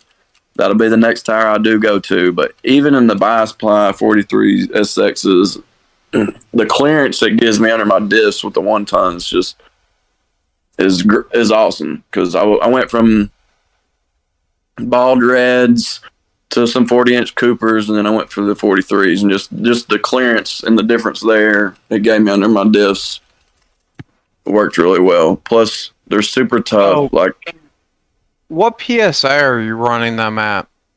I usually do, depending on where I'm at, like a place like Carpenter's Cove where it's super rocky. It's like you're riding on freaking bowling balls the whole time, right? So I usually do like 4 to 5 PSI there. And I usually do like 5 up front, 4 in the rear. And then like AOP, other places like that, I usually do like 5 or 6. So Yeah. I usually keep them fairly low. I've even gone down as low as 2. But like when you turn and kind of get that front tire loaded up, it starts folding over a little bit. I do have Gorilla Tape on the inner bead, so I've never burped an inner bead, but you can tell it wants to start to try because it's folding over real bad at like 3 psi. So, like, I'm absolutely terrible, and I'll put, like, 10 psi in a tire and then forget about it until, like, I just have to remember because it's sitting on the rim. Yeah. But I think I'm averaging at, like, AOP, I shoot for around 6 on 40s. I was just kind of curious because you're running them heavier sidewalls than what I'm running. Right, and they're broke in really well now, so they do flex a lot. But yeah, they work really well at lower psi. What kind of psi do you run, Graham? I noticed in a picture of your Jeep, those Maxuses were like completely flat. I run them pretty low. It's like 8 to start. That's like my starting psi, and then I know they probably burp a little bit, but I got you. I've always run them low. Those Maxxis tires do so much better if you just take all the air out. Though the issue then is you slice sidewalls like crazy. But I haven't had any issues with the Razors yet. Granted, I don't have too many runs on them, but they grip. I'm gonna stand the Maxxis tires a little bit, especially for being a DOT tire. The 37 Treps and the 40 Razors really do a decent amount of work in New England. Yeah, I've heard that. I've heard a lot of people praise the Razors. And that's the funny thing is, like, I guess for a while there, I don't think you can get them anymore. I think they're kind of all gone. But for a while, they were like the only 40-inch 17 tire you could find. Yeah. Yeah. And I think part of it is the New England aspect of it because, you know, you're comparing a tire that acts like almost the, what is it, the creepy crawler. But, like, the Razors seem like a better creepy than they do anything else. And they're still a DOT tire, which to me is pretty cool. All right. Yeah, I think if I was going to have to run a DOT and a 40, it'd probably be a toss-up between Nitto Trail Grapplers or the Razor. The Maxxis Razors. So I did run the 40-inch Trail Grapplers for a little bit, and I did like them a lot for a DOT. I've got 40s, and all 4 of my sidewells have a little K following the Trail Grappler. But oh, really? Yes, but this is where it gets weird. They don't have the not for highway use on them, so I'm wondering if it's like a date code or something. Oh, yeah, probably. But they've been ridiculously willing to take abuse. They've, like, caught the Jeep falling on its side, bent a rim to the point I can't use it, and they're just, like, A-okay. Yeah. I think that, but on the other hand, Graham's tires will hands down climb an obstacle easier than mine. Is there any reason, though, that you're not, like, as big of a fan of the Cooper 40s? Because I know that John and Casey run the shit out of them. Yeah, I ran a set of 40s. That's what I traded them for the tires I have now, the 43s. I only ran them on like 2 trips, so I didn't have much experience with them, but they did well for what they were. So, yeah, I mean, I would probably be another runner-up in a 40 DOT, I'd say. Interesting. I'm just curious because, like, you know. Yeah, no, I never had any issues out of them, whatever, at all, and they worked well. But like I said, I only ran them for like 2 trips before I traded for them. Now, why did you hop off of the Reds? So, let's go back to the question of favorite tire and least favorite tire. Yep. So, I've answered the favorite tire, right? So, let's go to the least favorite tire. Now that you brought that up. Oh, dude, you're about to hurt me. Look, I'm going to get some hate for this, I know. And if it was a brand new set, I probably wouldn't be saying this, but we're talking well-used, cracked Reds, right? Yeah. They looked like they were in the prime of their life. They were in the prime, according to everybody that runs Reds, but not on a 1-ton heavy pig of a Cherokee. So now, whenever I was on any kind of rocks, I mean, hooked, didn't spin a tire. Like traction was incredible on rocks, dry rocks. But because they were so bald in the mud, you just slipped and slide everywhere. But the thing I hated about them the most was I would put a hole in one of those freaking reds every trip. Sometimes 2 holes in 2 different tires. I swear, the sidewalls of those reds were probably had more busted knuckle cold vulcanizing compound than it did original sidewall. Just because, I mean, I put freaking holes in them every time I went. And it was probably partially because, you know, they were on a little bit heavier rig. They were older. Now, brand new set, I'd probably lock them, but the sidewalls were just paper thin. All Like right. I said, that's just my experience from the tires I've ran. I'm not going to speak on anything I haven't ran. I mean, I'm just surprised because everybody up here in New England adores those fucking Reds, no matter what condition they're in. I know, man. That's what I'm saying. I'm probably going to get some hate for it, but Yeah. like I said, We're gonna It's see. gospel up here. We've got the like. I don't know if they're the most clapped reds. They're probably not, but I've got some pretty spanked reds that we're putting on the green buggy that I've been working on, and yeah. we'll see how they do. I know that at least one of them has just got. It's gonna have some issues with the carcass peeling away from the sidewall, and it's gonna be leaking like crazy. I gotta patch one big hole in it already. So I'll just go ahead and tell you now. Go ahead and call Bust a Knuckle and order some cold vulcanizing compound.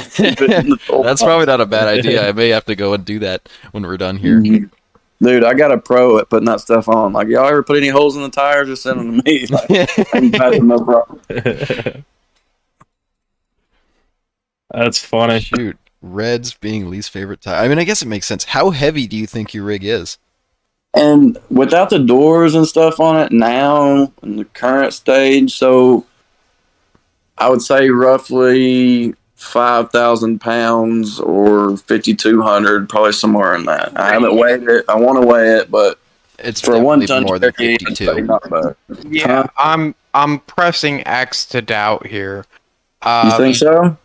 I'd Yeah, say dude. 55 at minimum. Yeah, Well, my rig, so Oh no, but he doesn't have the. I don't know. The only reason why I think that is because there's a guy. His name is Jason Hale. He's got a tan Cherokee, 1 ton Cherokee, and he just weighed his, but he's got a cage and everything, basically identical to me, raceline wheels, caged out, but he's still got all his doors on in the factory interior. Like, I don't have any of the factory seats or anything like that. Like, it's pretty much mine stripped down. Corbo seats. I mean, if y'all have ever felt factory seats, they're pretty heavy. Doors are pretty heavy. All that stuff adds up. So, I don't know. We'll weigh it and see. Yeah, I'd definitely be curious because you've got some. Yeah. But what I was getting at was his only weighed 5,400 pounds. 54. Casket. Okay.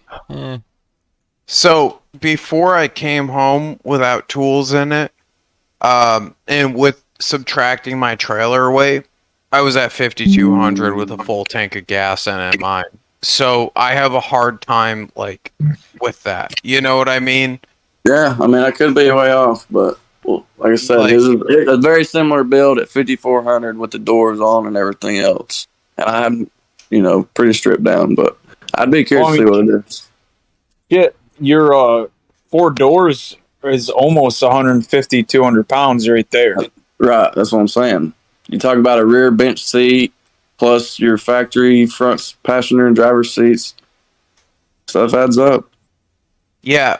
I mean, you put me and Cody in my rig and a full set of spares with a set of spare drive shafts, and you're apping on that, like, 5,800 mark already. Yeah, That means- I don't carry any spare tires or tools or much. So Shit, you put my fat ass in the passenger seat, you're pretty much at GVW max at that point. Goddamn. Yeah, I mean, like, the rig's 52, roughly. 53, somewhere in there, depending on how much fuel's in it. And then I'm putting myself at 2, and I'm putting Cody at 220.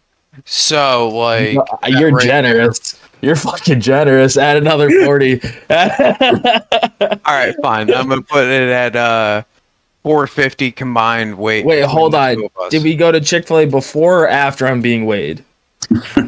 Before? Okay, solid. Like we're talking solid 280 then, because I put down some Chick-fil-A. So now start counting again. Whatever. We'll give you the benefit of the doubt.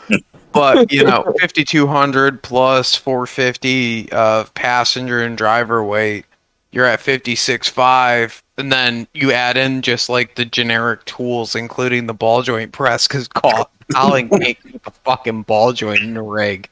And you're at like 58. That's not counting the spare tire. My tire and rim combo is 140, so you add that in, and you add in tools, you're getting damn near close to 6K on a Cherokee. If I load mine down, it's easily 6. I think we've discussed that before. I should take Yeah, and you got a 4-door with more tube work than I have. Mm-hmm. We don't want to talk about. I don't want to talk about that. Plus the doubler and shit. It all like you said. It all adds up. It does. 50 pounds I'm there, 50 gonna pounds there. weigh my rig. Maybe I just want to believe that it's lightweight, but we'll see. It ain't lightweight, dude. You're on 43 SXs. It does not come back from that. Well, I mean, shit. If you believe it's lightweight, you can use a lighter duty trailer and truck. Exactly. If you know it's fucking heavy, you gotta go heavy duty. Yeah. Fuck, man. 3,500 pounds. That's all Yeah. it is. Right. Stock Cherokee weight. Dude, that's crazy, though. We were talking about Chris's rig before the podcast. It's almost half the weight of mine loaded down with tools, and it's definitely half the weight of Graham's loaded down with tools and a spare. Oh yeah. That's wild. Wow, that's actually kind of surprising, honestly. I mean, like I get it, like his is kind of stripped down and it's still on what is it, JK axles? But Jesus, JK gear sets in a stock set of axles, but Yeah, he's got some crazy, putting things together that shouldn't be together. Yeah, dude, going on. I love that rig, man. I remember like drilling over the pirate forums when he was building that thing. on Pirate 404 on the forums and stuff. yep, Yeah, that's a It's- sick rig. it's pretty impressive to say the least, honestly. Yeah. But yeah, so I have another question because I've noticed you have run a bunch of different tires. hmm If you don't keep yours, or if you like ruin yours, are you gonna go with another set, or are you thinking going with like some USD stickies, or what you got in mind? So I'm kind of like whatever opportunity presents itself kind of guy. Like, Mhm. I don't really buy anything new. It's whatever comes available kind of secondhand. So I would definitely try those out. I don't know if I would run the Mickey Baja SXs, stickies, whatever. I don't know. They just look stupid wide to me. And then, but if I had to choose, it would definitely be the exact tire I have now, but in just the sticky version. Oh, so yours aren't stickies. No, Bass Plus.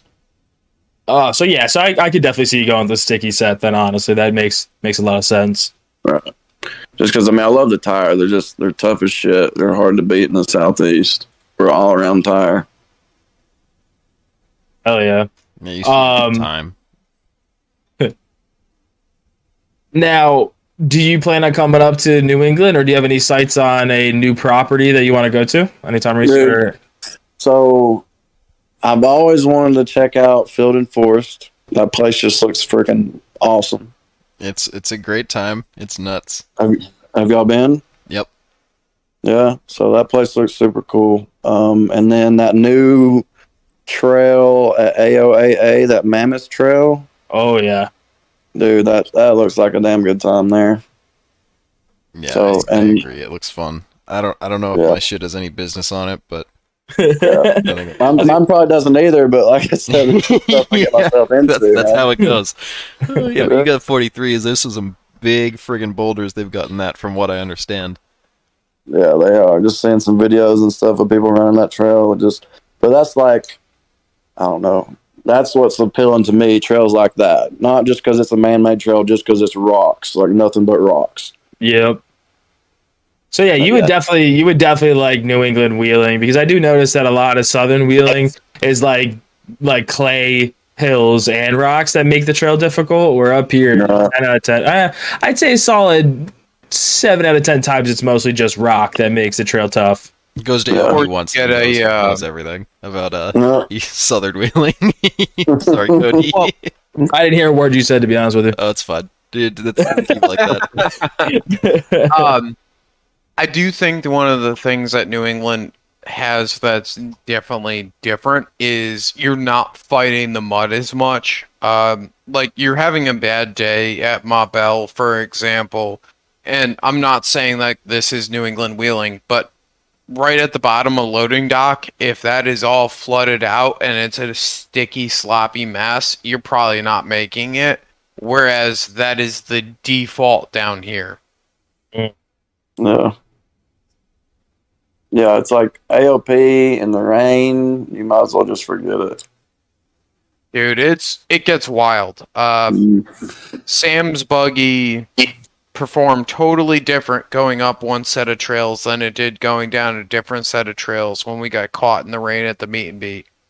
Yeah, I can believe it. Yeah, it's funny. The place changing. You lose hero traction and suddenly it's everyone sucks. Yeah. So I apologize because I went to the bathroom, but have they grilled you about the Web Wheelers Ball or Rocktoberfest yet? Nobody's mentioned it.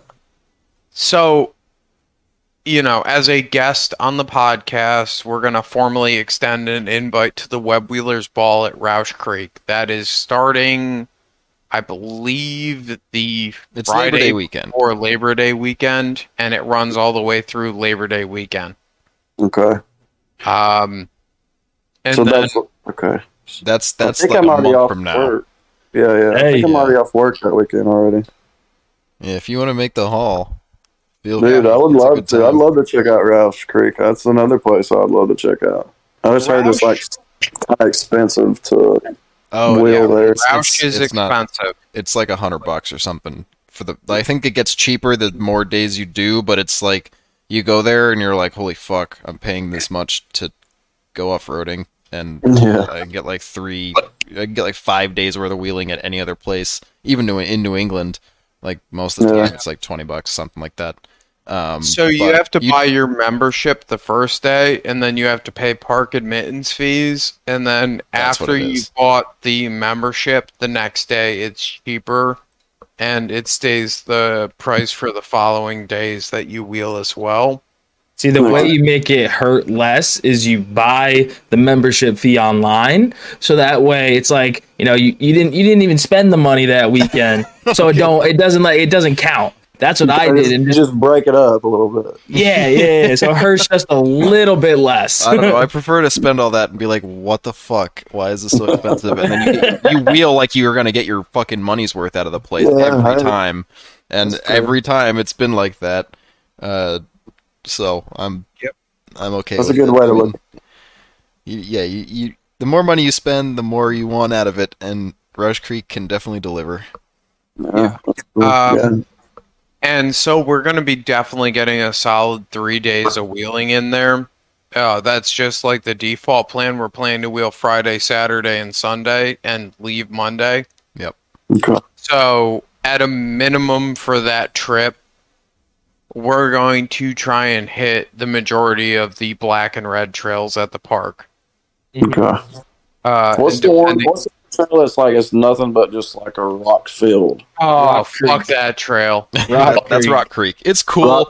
It's not really that challenging, to be honest. I made it. It's more annoying. Yeah, it is more annoying. I made it through with 37s and Super Duties. Like, it was dragging my diffs, but it wasn't difficult by any means. I blew a bead because my tiny tires got stuck in a weird spot, right? So, I know my Jeep can make it through, but the whole time would just be working it the whole fucking time, and it would suck.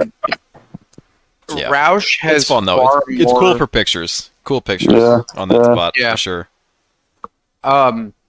but like the Trail Yellow Jacket or Shoot the Moon offers far more for far less aggravation. Speak for yourself. I walked that trail, and then everybody else proceeded to not run the line.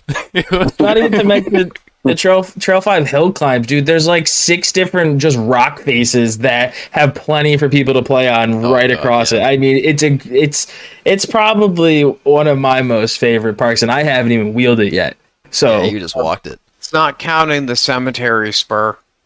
Cemetery Spur is fucking wild. Yeah.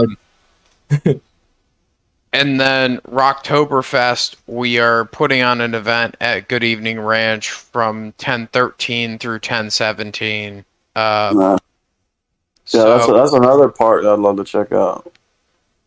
Said I've pretty much hit the majority of the ones here in the southeast. So if you followed me on Instagram or looked on Instagram, you see all the places I've wheeled this year. Like, no, you're on a lot. I commend you for getting out as often as you do.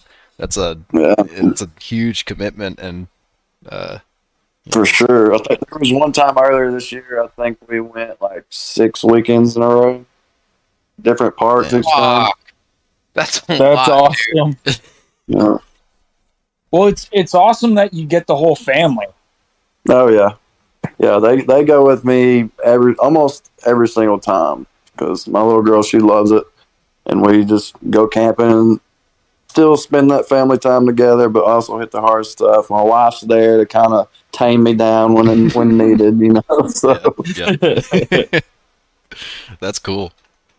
If it wasn't for her, the Jeep would probably be in a lot rougher shape than it is now. And that's what I've never flopped it. I've never rolled it. Yeah, I was gonna say that was my next thing. Is your Jeep still? I mean, it's other than that passenger side getting mutilated recently, it's not really that dinged up, and I know you wheel a shitload. So yeah, it's not terrible. It seems to it gets a little dent here and a little dent there, like each and every trip. So it's slowly like starting to add up all the body damage, but. Yeah, that passenger side that was at the meet and beat at AOP on Trail 77. I think there's a video of it somewhere, but yeah, I basically got a tree hung right there in between my rock slider and my rear tire. It wouldn't let go, like it hooked me. So I was literally spinning 360s around this damn tree trying to get off of it, like slam it in reverse, slam it in drive, just stomping the gas, spinning around this damn tree, and it would not let go. So. That's like when I had a where was this? This was at Cody, you were there. Brookridge. Yeah, I got turtled out, but my tires were still sort of touching the ground. It was just a really hard stick on whatever it was grabbing. The rock I was on it must have been somewhere in my cross member, and it wouldn't let go. So I was doing what did I do? Like more than 90. I did like a sweep from one side to the other, and then I just like winch me out into the little trees, and I just made a new trail because it just wouldn't let me go. Same situation there. Yeah. But yeah, we try to get out as often as possible.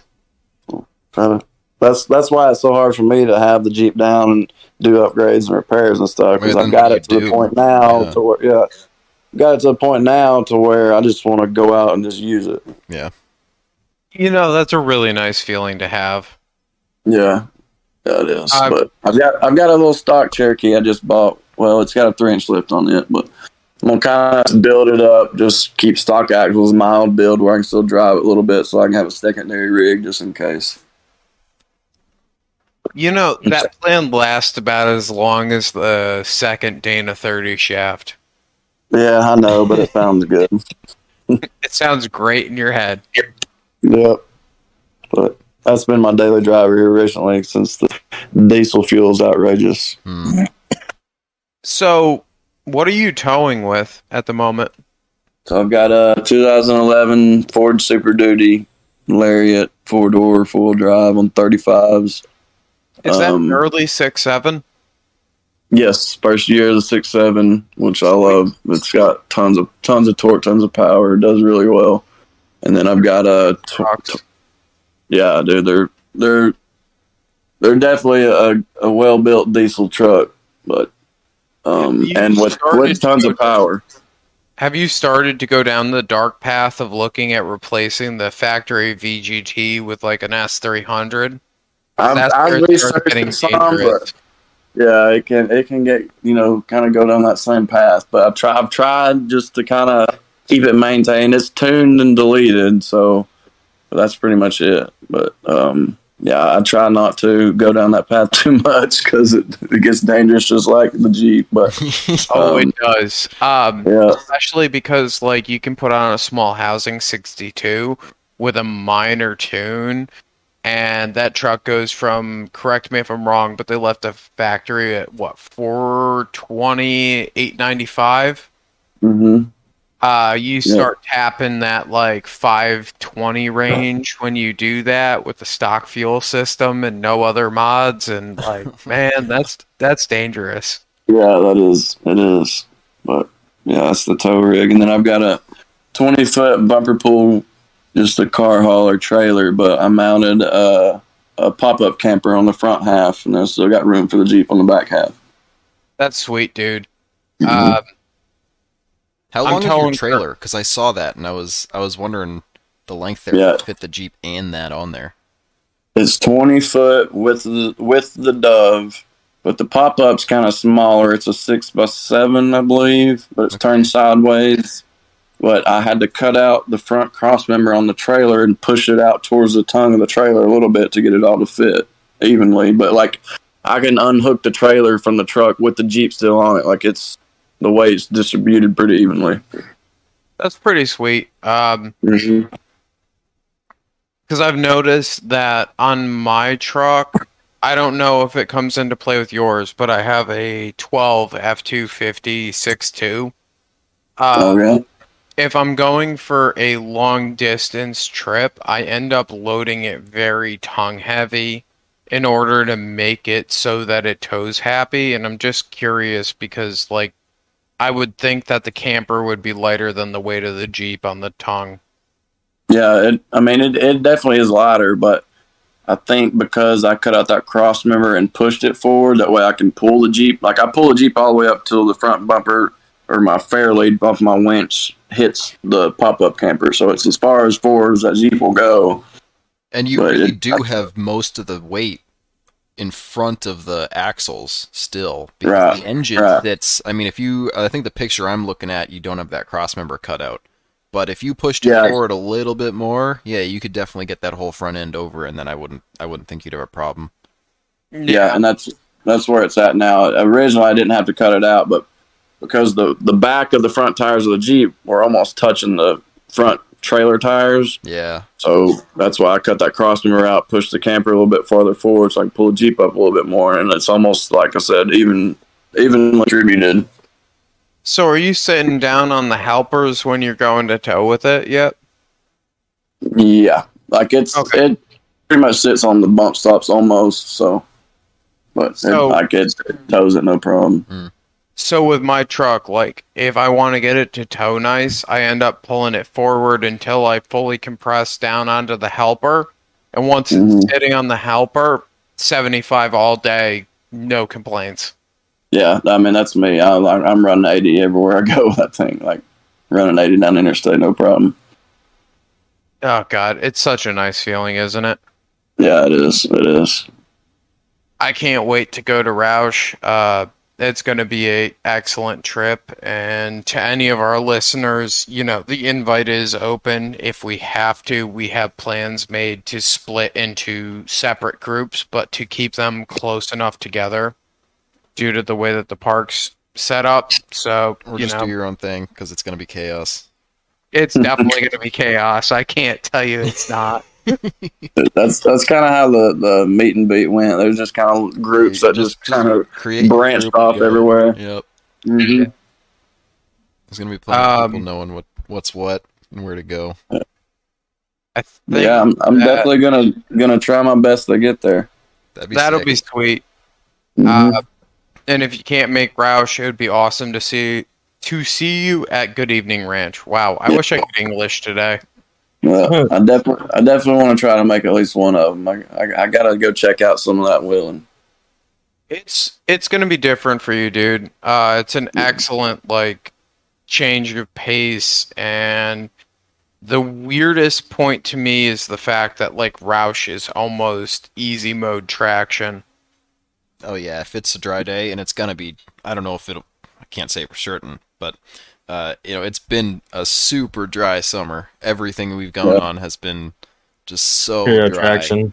Yeah. It's gonna be wild if it's as dry when we go out there.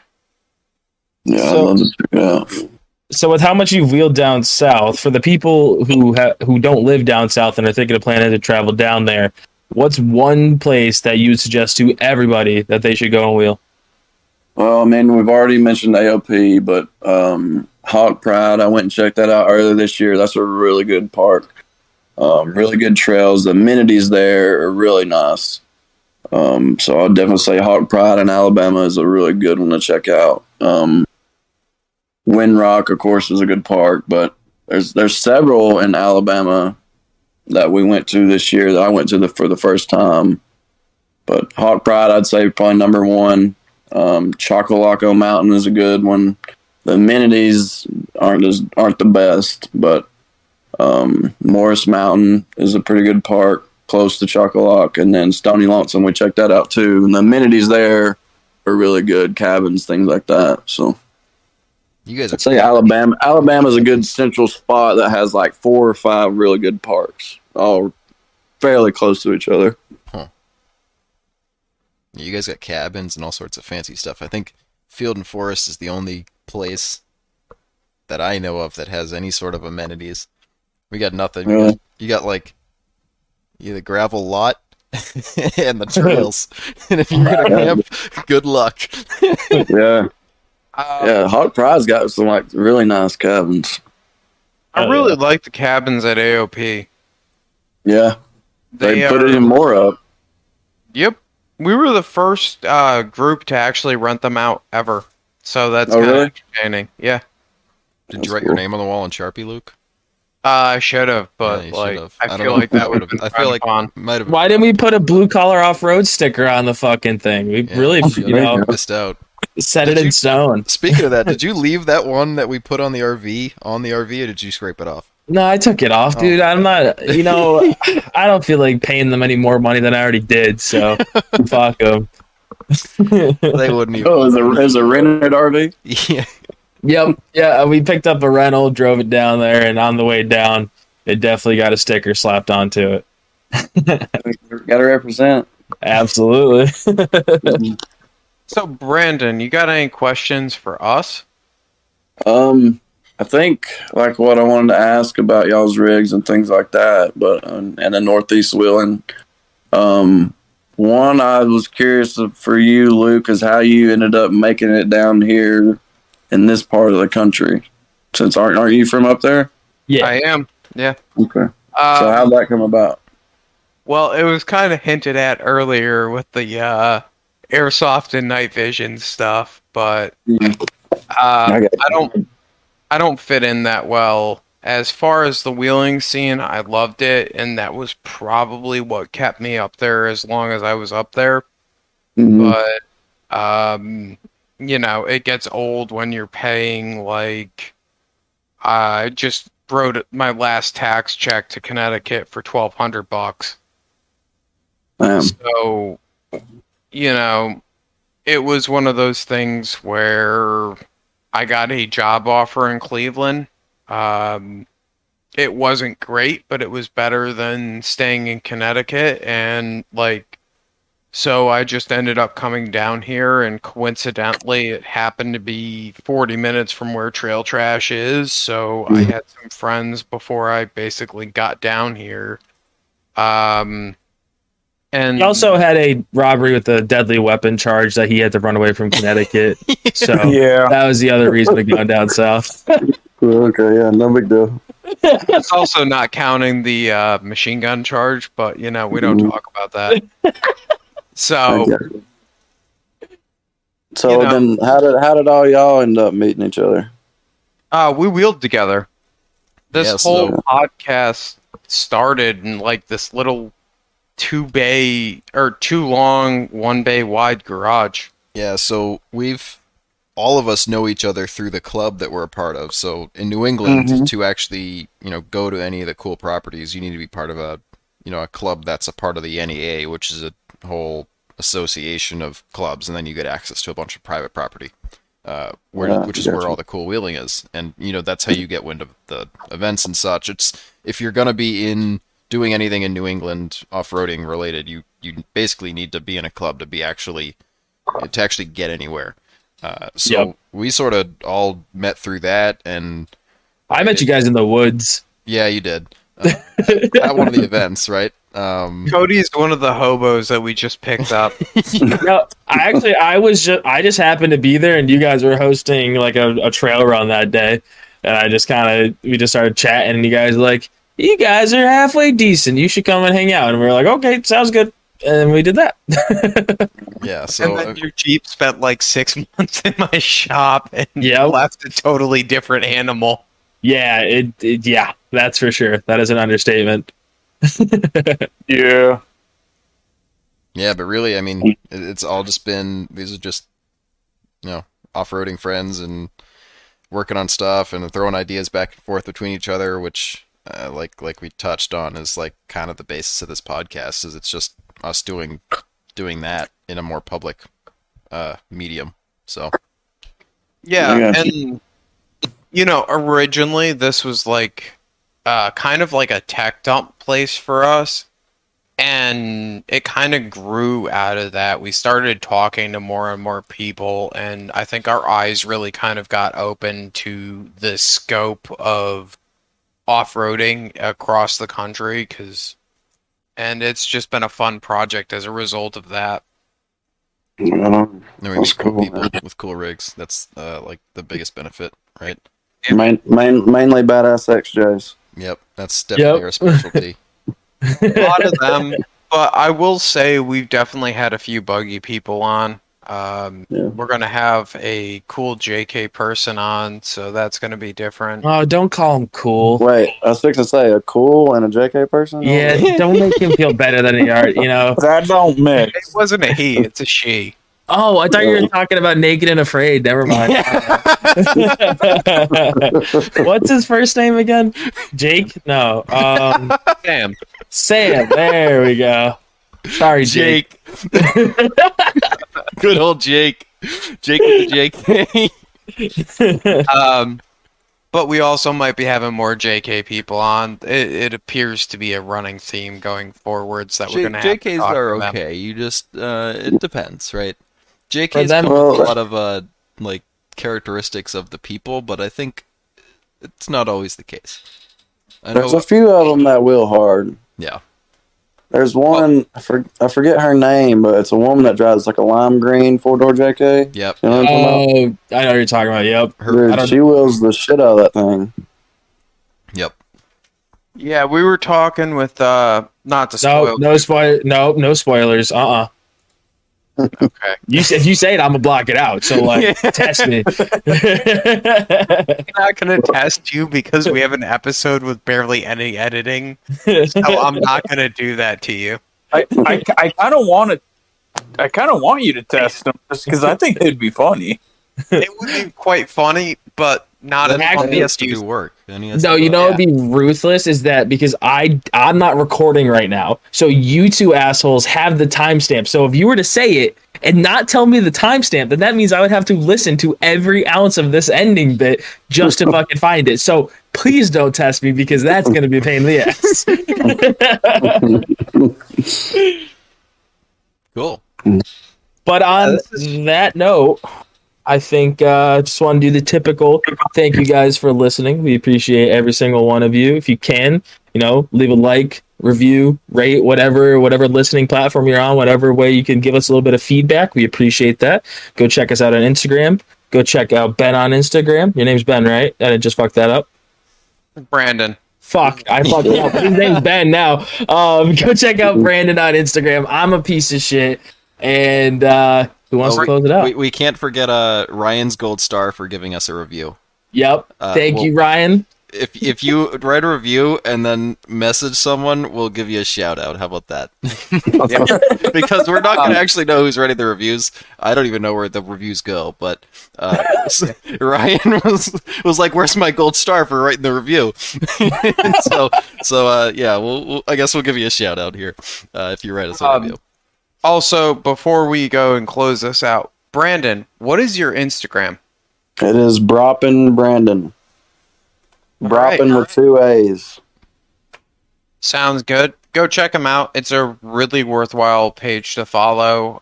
It's been an interesting build. I've been following it for like 2 years. So check out BraapinBrandon on Insta. Is there anywhere else that we can find you? Yeah, so a lot of the same stuff I post on Instagram. If you don't do Instagram, you do Facebook. It's Brandon Carroll on Facebook. All right. That works for me. And on that note, oh shoot, who's got our taggies? I got it. Here? Okay. Don't test your editing guy because he has a temper. And make sure that if you're gonna run 43s, that you Etna, Tennessee, cut them bad Larrys.